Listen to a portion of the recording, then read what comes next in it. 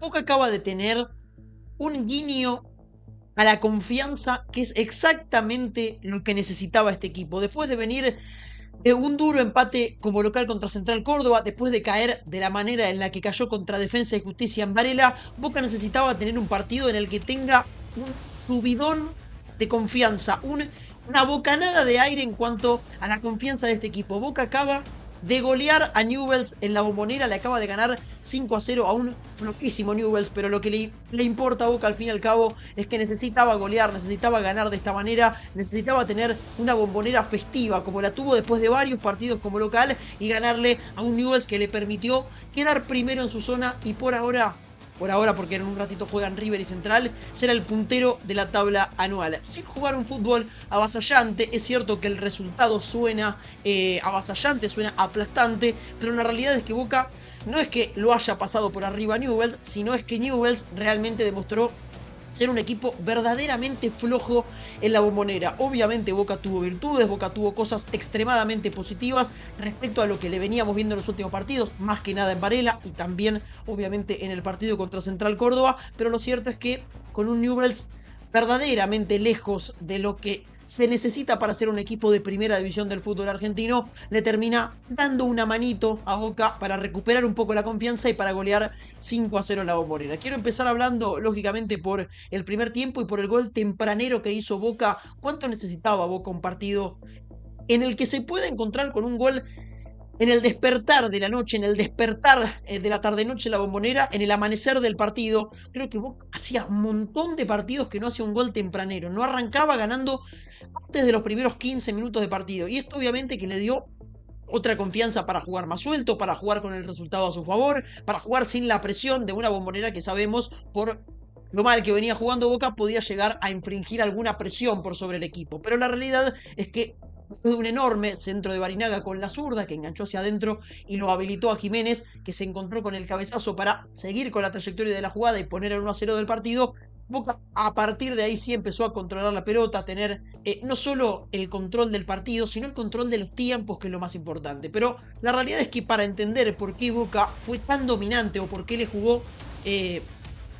de una manera en la que terminó goleando a Newell's, hay que analizar el esquema táctico, el parado táctico y los movimientos de Newell's. Un 5-4-1 que para nada tenía la intención de jugar con una línea de 3 y 2 carrileros, sino más bien con una defensa de 5 bien marcada, con una línea de 4 volantes muy pero muy detrás en el campo de juego y con un delantero que sirva no como presión sino como sombra. Un equipo que uno entiende con ese dibujo táctico puede ser útil o puede servir para presionar alto a Boca. De hecho es un dibujo táctico parecido al que le habíamos visto a River, por ejemplo, cuando jugó contra Estudiantes, que presionó bien alto y terminó ganando aquel partido hace ya más o menos un mes. Pero la realidad es que Newell's, todo lo contrario, terminó siendo un equipo muy atrasado en el campo de juego, muy pasivo en la marca,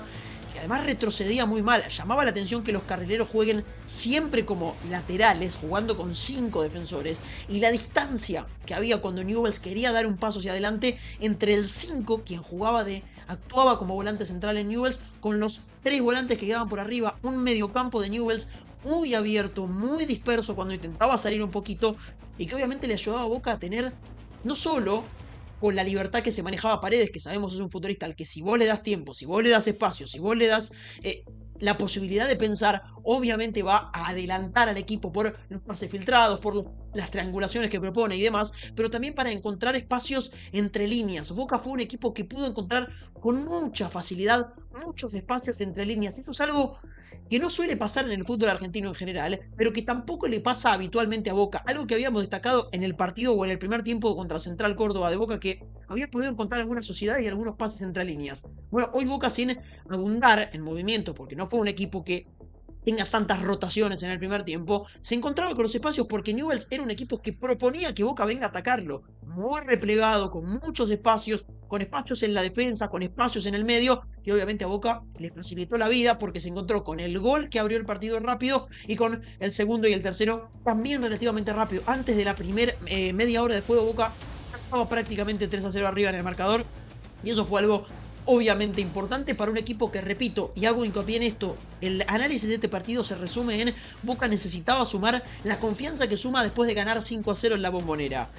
Tiene puntos altos, tiene valores, es cierto. Velasco jugó un partido probado. Paredes siempre es un futbolista que demuestra ser de otra jerarquía y realmente, si bien decimos y destacamos que siempre la defensa de Boca es lo más sólido que tiene el equipo hoy de Úbeda,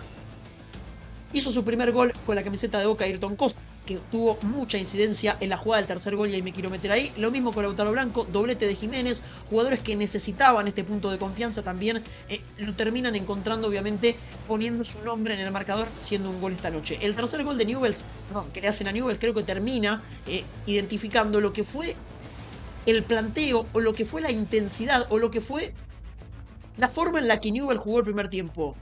Primero, Ayrton Costa, que va a buscar afuera, se encuentra con ese rebote y gana la primera vez. El centro atrás con Di Loro, gana la segunda vez. Después el remate de Velasco para ganar por tercera vez. El primer rebote que ataja el arquero, la cuarta, y el gol de Ayrton Costa, la quinta. Fueron 5 las ocasiones que tuvo Newell's de poder recuperar la pelota en una jugada que terminó en gol de Boca. 5 chances fueron las que tuvo un Newell's verdaderamente flojo y en la Bombonera, que le termina dando una mano a Boca para ganar el partido y obviamente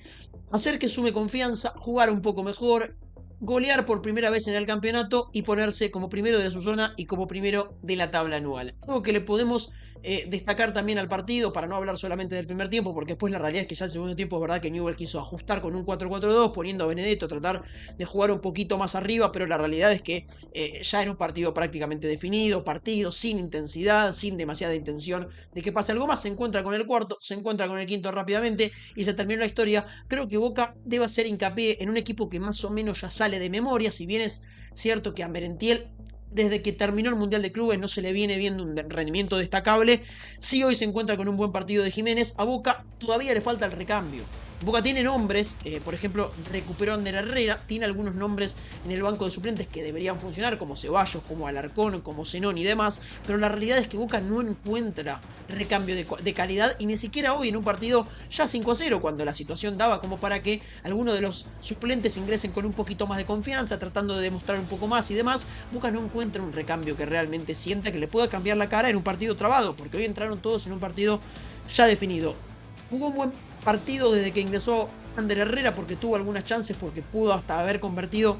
en el segundo tiempo su primer gol con la camiseta de Boca, pero poco más. Poquito del Changuito Ceballos, poquito de Zenón, poquito de Alarcón, y creo que es aquí donde Boca tiene que hacer un poco más de hincapié. Futbolísticamente no es un equipo que deje demasiadas certezas. Hoy ganó muy bien, y es lógico decirlo porque ganó 5-0, pero lo cierto es que algunos nombres en el 11 titular ya prácticamente salen de memoria, y por eso les marco que necesita encontrar alguna solidez también en los recambios, que es en donde creo que Boca todavía termina fallando demasiado. Triunfo importantísimo para el equipo Ceneice de cara a lo que se viene en la tabla anual, de cara a ser el puntero de su zona y de terminar la fecha por lo menos estando arriba en la tabla de posiciones, y obviamente, para lo más importante, para sumar confianza para los partidos en los que se viene, que no va a tener a Paredes para jugar porque va a viajar con la selección argentina y debe poder demostrar esta misma jerarquía y esta misma solidez, aún sin el mejor jugador que tiene, que es Leandro Paredes. Señores, nos reencontramos en un rato para Rosario Central y para River. Muchas gracias por ver y por acompañar, y nos vemos en un ratito en el análisis de River y de Rosario Central. Muchas gracias y nos vemos.